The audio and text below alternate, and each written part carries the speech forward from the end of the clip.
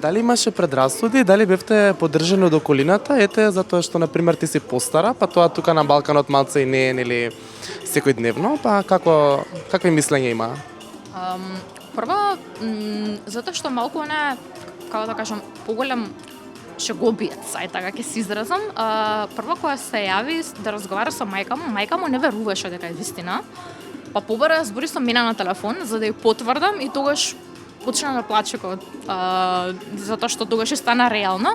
Истото беше и со моите, беше малку шок. Мајка ми конкретно имаше таква реакција, ама како помал да не е сериозен и се. Меѓутоа, мислам дека некогаш годините немаат врска.